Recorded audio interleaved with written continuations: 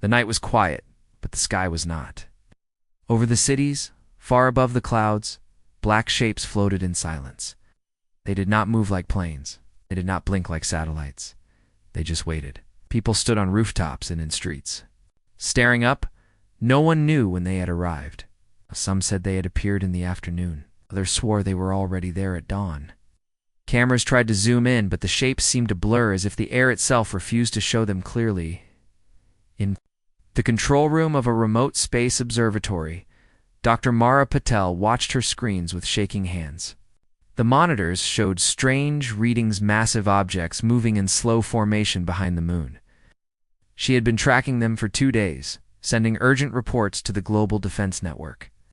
But her messages were ignored. Every time she called, the answer was the same: "We are aware. Do not share this data." That phrase chilled her more than the shapes themselves. On the streets of New York, people argued about what the shapes were. Some believed they were secret human weapons. Others thought it was a new planet blocking the stars. A few whispered about aliens, but most laughed nervously. No one really wanted to believe it. Still, there was something about the stillness of those shadows that made every instinct scream danger. By midnight, social media was flooded with blurry videos. Some were fake, but some showed something strange, brief flashes of light under the dark shapes, like eyes opening and closing. Governments began cutting internet signals in several major cities. People thought it was just to stop panic. Dr. Mara knew better. It meant something was about to happen. In the White House Situation Room, generals stood over a giant digital map. Dots representing the black shapes hovered over multiple continents. President Clark sat silently, his hand pressed to his forehead. One of the generals said quietly, "They are positioning themselves for synchronized strikes." The president asked, "Have they tried to talk to us?" The general's face was pale. "No, sir. Not a single message." Meanwhile, in the observatory, Mara's radar suddenly glitched. The black shapes vanished from her readings. She zoomed out, scanned the sky, and froze. The fleet had moved. All of them. In perfect silence, they now formed a half-ring around Earth. Her heart pounded. This was not random. This was a trap closing in a small fishing village in Japan. An old man stood on the shore, looking at the strange lights reflecting in the water. The waves were too calm. Even the wind felt trapped. He remembered old stories from his grandfather about a time when sky demons came to take people away. He whispered a prayer. Then, at 3 a.m. GMT, every radio, every television, and every screen in the world went black. For exactly 7 seconds, there was silence. Not just silence in the devices, silence everywhere. No birds, no wind. Even the ocean seemed to hold its breath. People froze, sensing something unnatural, and then a voice came. Deep, cold, not human. It was in no known language, yet everyone understood it perfectly in their own tongue: humanity. "Your free days are over." The voice was not loud. Didn't need to be. It slid into people's minds like a shadow under a door. In homes, in cars, in hospitals, people stopped what they were doing, staring blankly as the words sank deep. Parents held their children closer. Soldiers gripped their weapons tighter, unsure if they would be any use. Dr. Mara stared at her monitor, her breath caught in her throat. The radar was lighting up again, but not with ships in orbit. Now, there were hundreds of smaller signals dropping fast into Earth's atmosphere. She knew what that meant. They were landing. Somewhere over the Atlantic, a massive black craft pierced the clouds. Lightning crackled around its edges, but the ship itself made no sound. It was as if the air moved away from it in fear. The ship was bigger than any building, shaped like a long spear aimed at the Earth. People in Lisbon saw it first. By the time they started running, it was already too late to hide in the Pentagon. An officer shouted coordinates to the missile. Defense teams. Dozens of rockets launched into the night sky. For a moment, it looked like humanity might fight back. But as the rockets neared the black shapes, they simply stopped, hung in midair, and then, as if embarrassed, fell into the sea without exploding. Gasps filled the war rooms across the world. These invaders did not just have weapons. They had control over physics itself. The voice spoke again. You will not resist. You will not hide. You belong to us now. In the observatory, Mara's hands moved quickly, recording every signal, every movement. She had no idea what these beings wanted, but she knew one thing: they had chosen Earth for a reason. She just didn't know why. Not yet. In the streets of New York, people screamed as a smaller alien craft descended, glowing with pale blue light. The air shimmered around it like heat on asphalt. When its landing struts touched the ground, a sharp hiss filled the air, and a ramp lowered slowly. A group of tall figures emerged, their faces hidden by smooth, featureless helmets. No one moved. No one spoke. The tallest figure stepped forward and raised a hand. In an instant, every phone, every light, every engine within a mile shut down. The city fell into perfect darkness, and in that darkness, the figure's helmet turned toward a crowd of humans and hesitated. It was brief, but Dr. Mara, watching through hacked street cameras, saw it. The alien leader took one step back. It was almost fear. The feed cut out, and the world waited, holding its breath, not knowing if the next sound would be a voice or the end of everything. The morning after the black ships arrived was not a real morning. The sun rose, but its light felt weaker, as if the sky itself was afraid to shine. The black shapes were still there, floating like silent predators above the clouds. Cities were quiet, streets half empty, people watching the skies instead of going to work. Some still hoped the strangers would talk, maybe explain. Others had already packed bags to flee, though no one knew where they could possibly go. Dr. Mara hadn't slept. She had been listening to intercepted alien transmissions all night. But they were strange long pulses, low tones, and patterns that seemed to carry more than one meaning at once.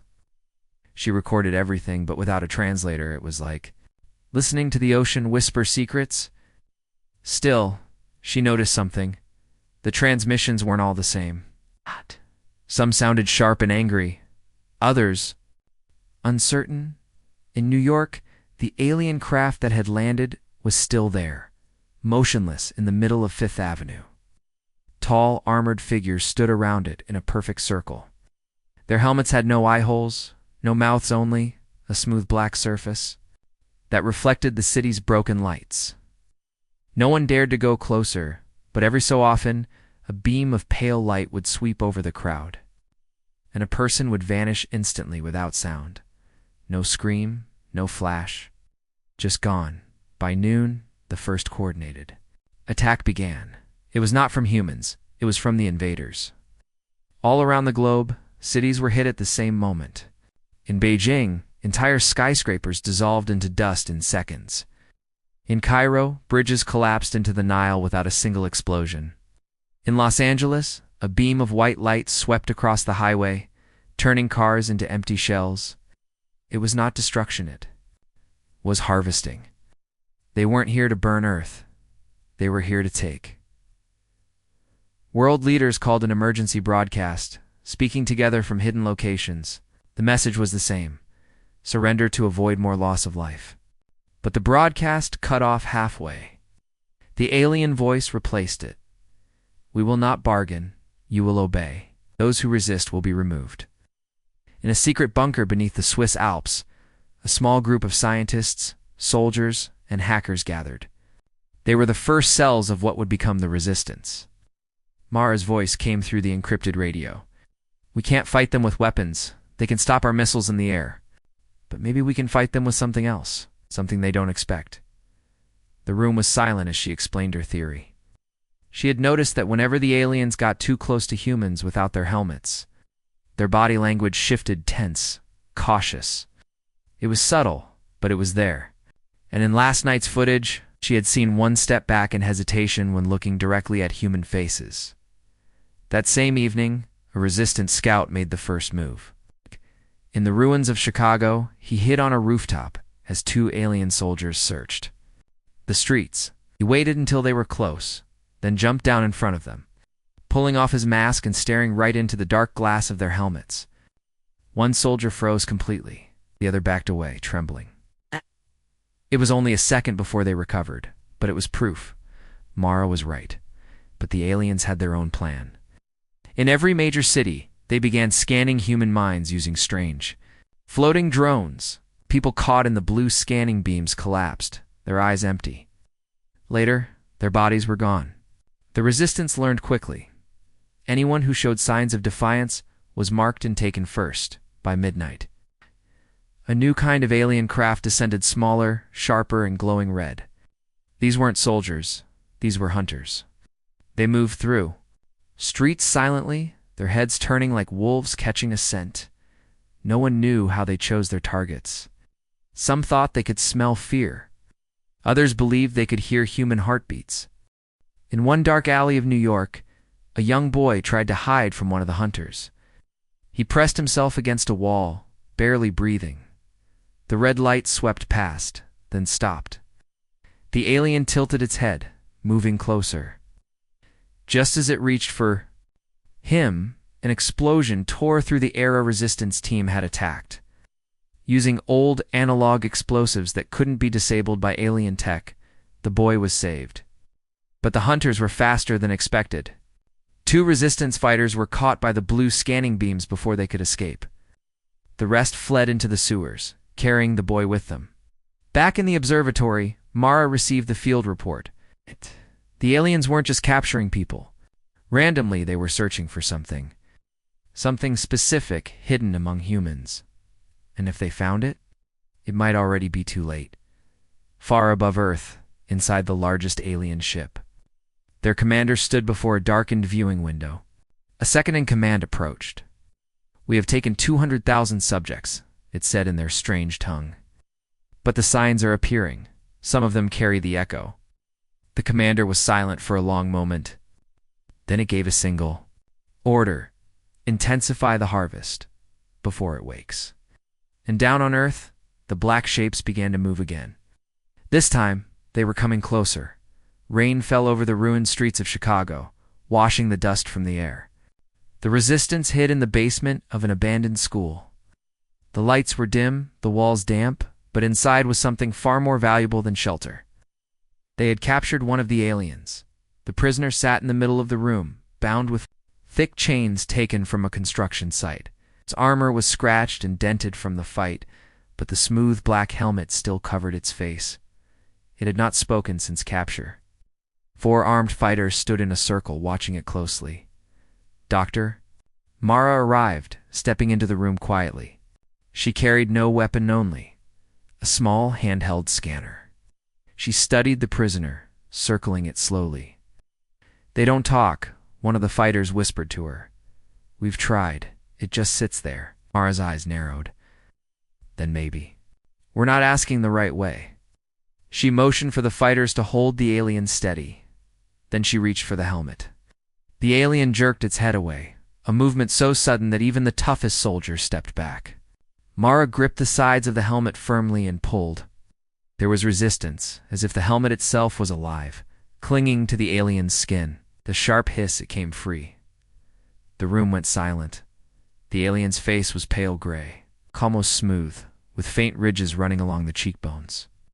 Its eyes were large, black, and glassy. But those eyes weren't cold or confident. They were wide, afraid. The creature's breathing quickened. Its gaze darted from one human to another, as if looking for an escape. Mara knelt in front of it, locking eyes. "Why are you afraid of us?" she asked softly. The alien didn't answer, but its jaw trembled. Mara leaned closer.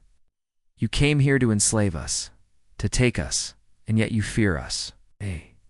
Finally, in a voice that was low and strained, the alien spoke not in its language, but in perfect, clear English. "You carry the echo." The fighters exchanged glances. "What's the echo?" one of them asked. The alien hesitated, then looked back at Mara. "It is not a thing you can hold. It is inside you, in your blood, in your minds. Long ago, before your world was born, our kind fought another species and nearly lost everything. That enemy left a mark on the galaxy. And now we sense the same mark. In you?" Mara's pulse quickened. "You mean something in our DNA?" The alien nodded slowly. "Something dormant.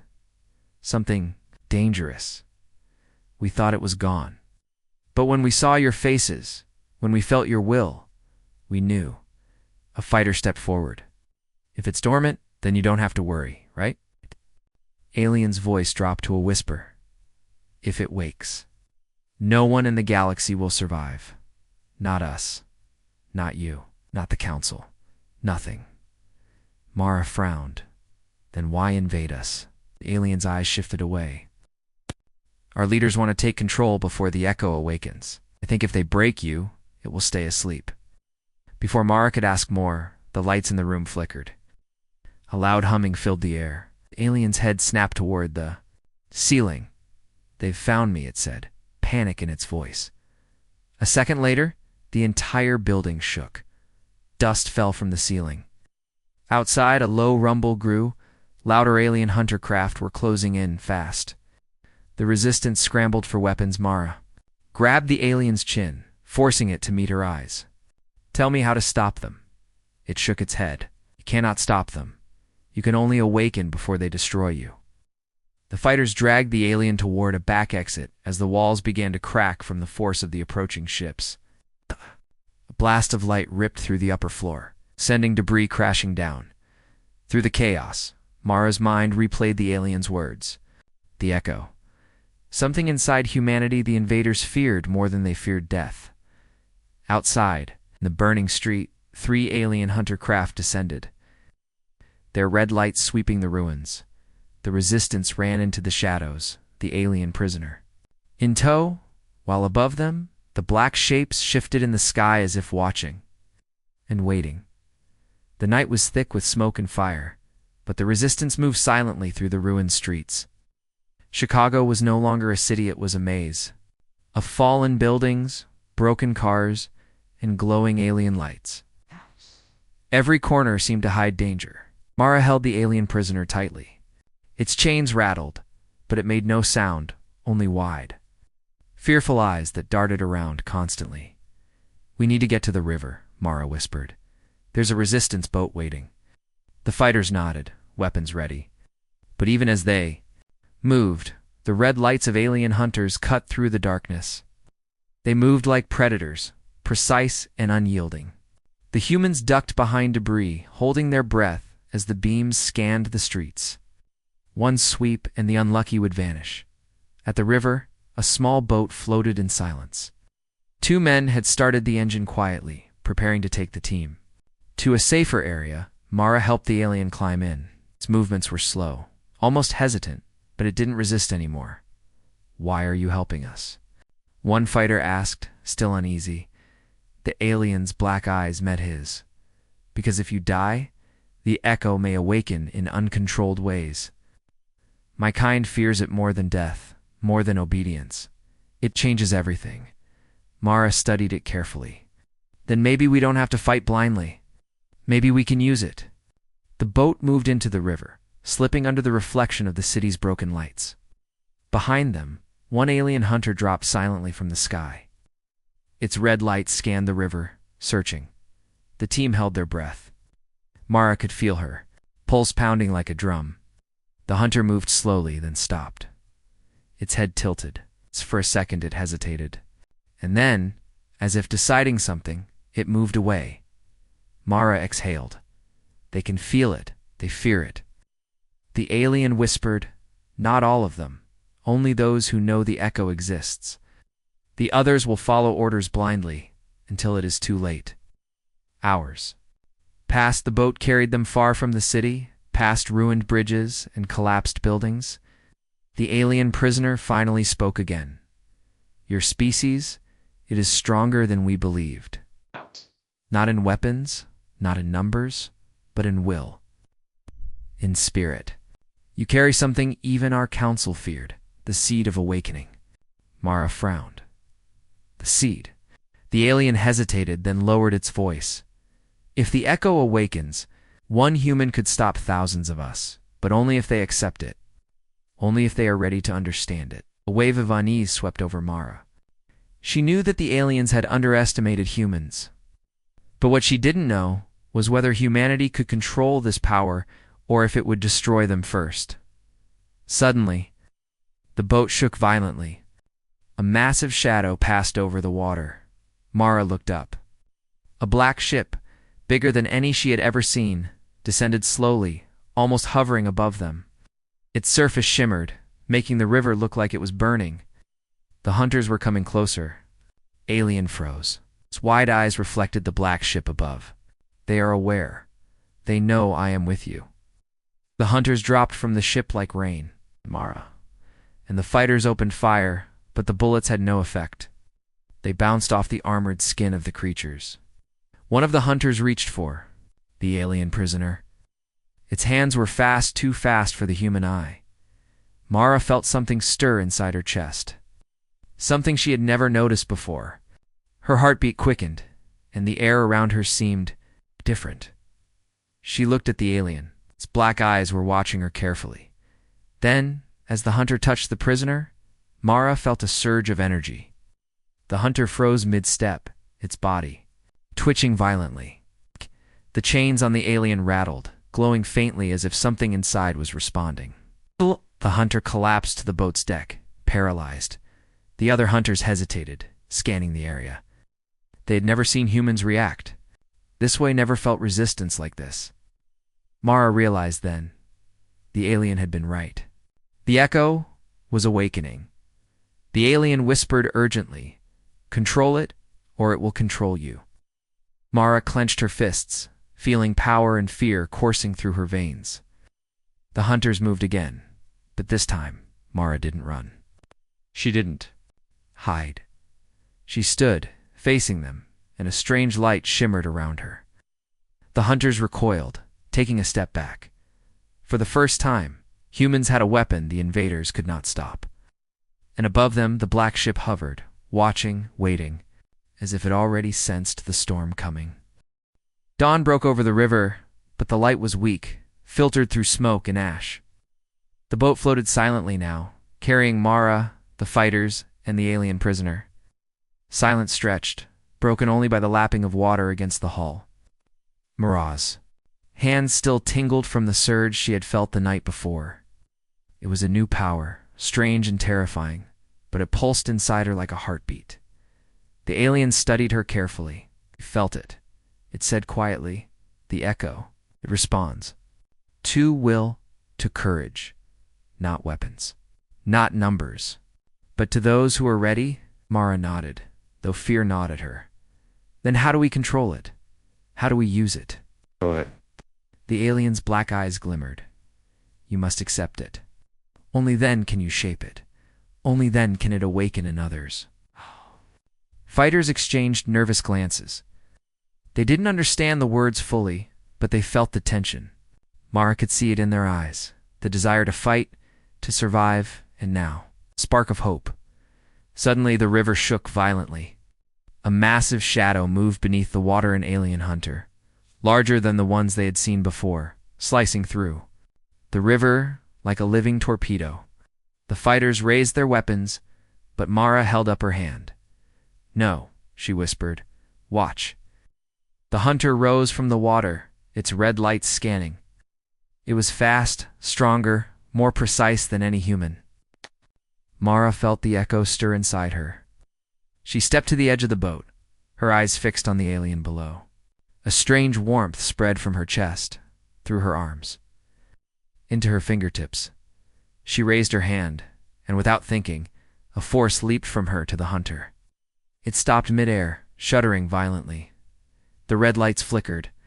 Then, as if recognizing something it could not understand, it froze completely. The fighters stared in awe. "What did you do?" one whispered. I didn't know I could," Mara admitted, trembling. "The echo. It's inside me." The alien prisoner nodded slowly, "And it is waking. This is only the beginning." Over the next few hours, the resistance learned more. Every time Mara focused, the hunters hesitated. Other humans, touched by fear and courage together, began to feel similar tingling inside them. In the ruins of Chicago, scattered groups discovered they could repel alien scouts without firing a single bullet. The invaders' weapons failed, their precision meaningless. But the aliens were not idle. From the black ship hovering above, Commander watched the chaos unfold. The humans, they carry it, it said, voice sharp, almost fearful. The echo is awakening faster than we predicted. Prepare the fleet, bring the others. If we do not act soon, Earth may become uncontainable. Day passed in a blur of skirmishes. Mara and the fighters moved from street to street, testing their newfound abilities. They discovered something terrifying. The echo did not respond to reason. Alone it responded to emotion, to willpower, to the raw desire to survive and protect. When a child screamed from the top of a burning building, Mara felt the echo surge through her, sending the alien hunter tumbling back into the flames. When a group of trapped survivors shouted in unison, the air around them shimmered, pushing another wave of aliens away. By nightfall, the resistance had made its first real victory. The streets were still dangerous, but the hunters retreated, avoiding humans who had awakened even a fraction of the echo. Mara stood on a broken rooftop, looking out over the city. Fires burned in the distance. Alien ships floated above, like black vultures. But below, humans were no longer cowering. They were standing, moving, fighting not with guns, but with a force the invaders feared more than death itself. The alien prisoner approached her, its black eyes reflecting the flickering firelight. You are learning quickly, but this is only the beginning. The Council will send more, faster, stronger. They will not leave until every human is under their control, or gone. Mara clenched her fists. Then we'll be ready. We can't stop now. We have something they can't. Take something they fear. And high above, the black ship pulsed faintly, as if sensing the human hearts beating below. The war had shifted. For the first time, Earth was not just surviving. It was fighting back. The city was quiet for the first time in weeks, but it was the calm before the storm. Mara stood atop a crumbling skyscraper, looking out over the ruins of Chicago. Fires still burned in pockets, and alien scout ships circled overhead like black sharks. Yet below, something remarkable was happening. Humans were no longer hiding. They were learning, were fighting. Mara had gathered what remained of the resistance. Hundreds of people, scattered and ragged, now moved like one force linked. By courage and a strange energy they did not fully understand, the echo pulsed faintly in the air, connecting them. When one human focused, others felt it too, a subtle hum in their minds. A spark of power. The alien prisoner watched silently. It spreads faster than we imagined, it said. You're kind. It adapts. It grows stronger when you face danger together. Soon the Council will notice. They will send their champions, their leaders. If they awaken in full, the planet may become a weapon they cannot control. Mara nodded. Then we strike first. We don't wait for them to destroy more of our people. We hit them before they organize again. They moved through the ruined streets at night. Groups of humans, guided by Mara and the alien, ambushed alien patrols. Mara felt the echo surge in her with every human she protected, with every alien she forced back. The effect was terrifying and beautiful. The hunters stumbled, their precision failing, their strategy collapsing under the unpredictable force of human will. The alien commander on the black ship above watched carefully. They are becoming coordinated. Faster than predicted. The echo. It is awakening in ways we cannot contain. Prepare the fleet. Send the elite units. If we fail, the Council will judge us. Meanwhile, on the streets, humans were discovering the limits of their newfound power. A group trapped in a collapsed subway tunnel realized they could lift rubble without touching it. Another group, surrounded by alien scouts, felt the echo respond to fear and courage combined, creating a wave that threw the hunters back into the walls. Mara stood at the center of one battle, her eyes glowing faintly with the echo.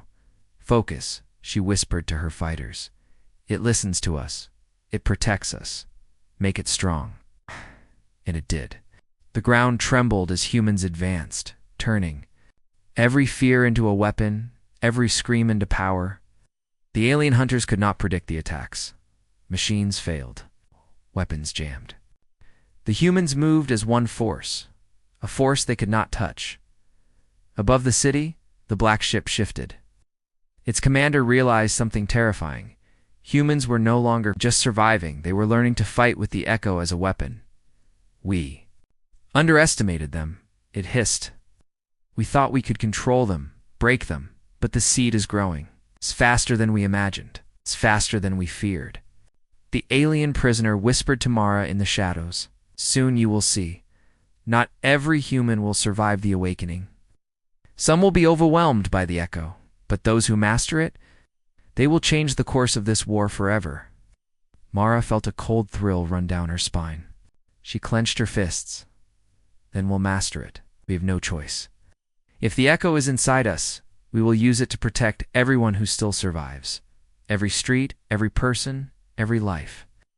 As the night deepened, humans launched their first large-scale counterattack. They moved through the ruins like shadows, striking patrols, freeing captured survivors, and spreading hope. Mara felt the echo grow stronger with every act of courage. The alien hunters faltered. The black ship above pulsed faintly, as if sensing the change. The city was no longer a battlefield for survival alone. It had become a proving ground for a power the invaders could not control. A power that flowed from the hearts of humans and the strange energy inside them, the echo, and far above. In the dark of space, the Council realized too late that Earth was no longer a target to conquer. It was a force awakening, a force they had underestimated. The ruins of Chicago had transformed into a battlefield unlike anything the aliens had ever faced. Fires burned in the distance, but the streets were alive with humans moving together. Guided by courage and the strange, pulsing energy of the echo, Mara stood on a collapsed rooftop, overlooking the organized chaos below. Every human she saw radiated determination, and with each heartbeat, the echo grew stronger. The alien commander aboard the black ship watched in disbelief. They are controlling it. The echo responds to their will. It obeys them, not us. Then they are more dangerous than any weapon we have, one officer hissed. We underestimated them, Commander. The Council will punish us for this failure. Below, Mara and her team moved swiftly. Human fighters, once terrified, now leapt across broken streets, using the echo to repel alien patrols. They freed prisoners, raised fallen barricades, and even pulled destroyed vehicles to block alien paths. Every act of courage made the echo stronger, like a storm growing from a spark. Mara felt it in her chest, a force she could no longer ignore. The echo was alive inside her, alive inside every human nearby. She lifted her hands, and the air vibrated with energy. Alien hunters were thrown back as if invisible hands struck them. Machines failed, weapons jammed. The humans were no longer victims, they were unstoppable. The alien prisoner beside her whispered, "They will send the elite units soon. Those who wield the echo poorly may fall, but those who control it will break the invaders' will." A massive alien ship descended, its hull black as night and pulsing with red energy. Mara could feel the fear radiating from the humans below, but she also felt something stronger, determination. She raised her hands, focused her mind, and a wave of power surged from her chest. It spread outward, hitting the alien ship like a thunderbolt. The ship shuddered violently, lights flickering. "Impossible," Commander aboard screamed. "They cannot control it." But they could. Every human on the streets felt it. Echo responding to courage, to unity, to the raw will to survive. Alien patrols faltered, the elite units faltered, and the massive ship above stuttered in midair, as if the ground itself was rejecting it. Mara shouted to her team, "Now, push them back. Show them humanity cannot be broken." The humans surged forward. The echo flowed from their hearts into the battlefield, striking hunters, disabling machines, and even causing the massive ship to tilt dangerously. Above, the alien command faltered, panic spreading like wildfire. "We cannot contain them." The commander roared, "Pull back, retreat. The Council will... We cannot fail." The city shook as the elite units fell one by one. Mara moved through the streets, her hands glowing faintly with the echo, lifting debris, protecting fighters, and turning every act of courage into a weapon. Humans who had once cowered in fear now became unstoppable. The alien leadership was powerless against the unpredictable, unstoppable force of humanity united by the echo. By nightfall, the tide had turned decisively.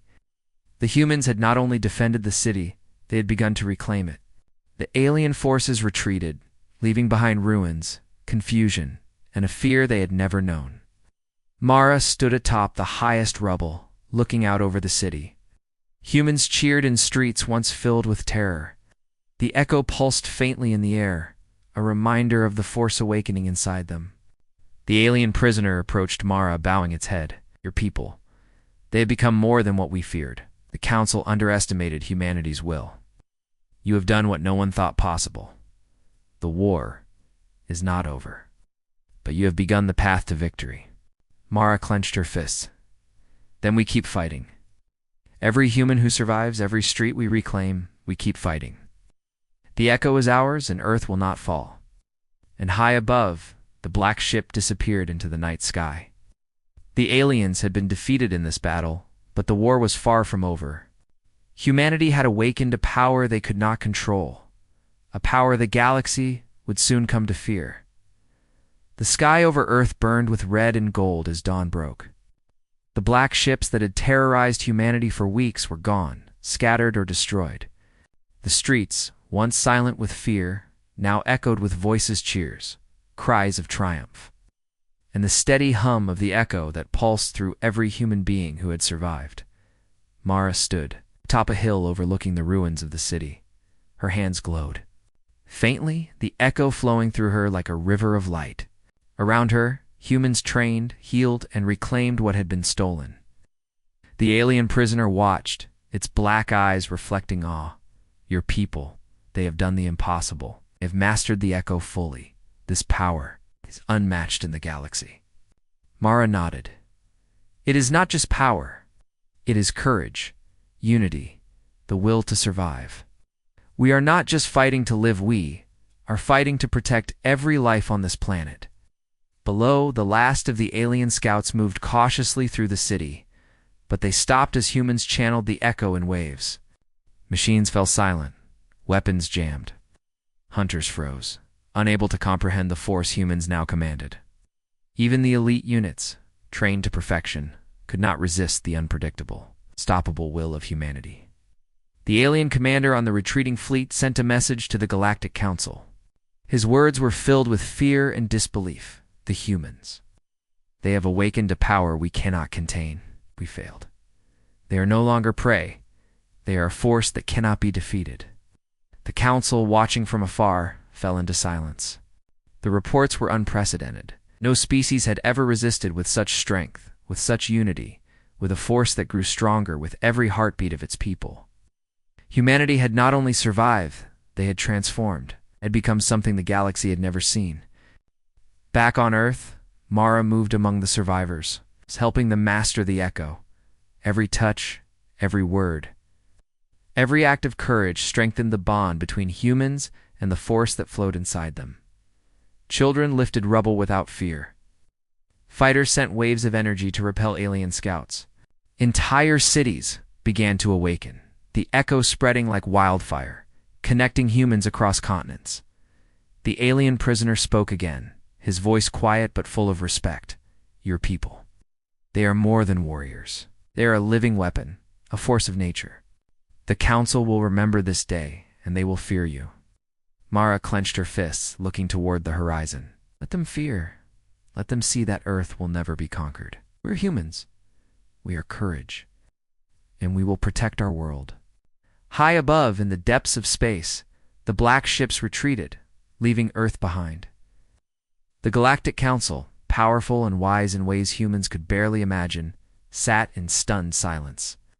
No words could describe what they had witnessed. Humanity had faced annihilation, faced the masters of the galaxy, and emerged not just alive, but stronger, united, and unstoppable.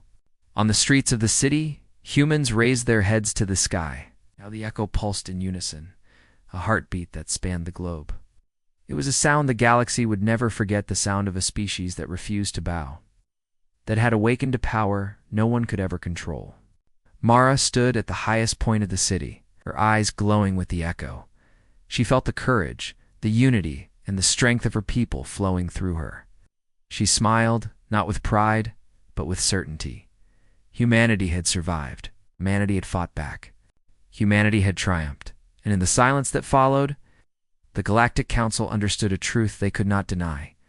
Earth had awakened, and the galaxy would never be the same.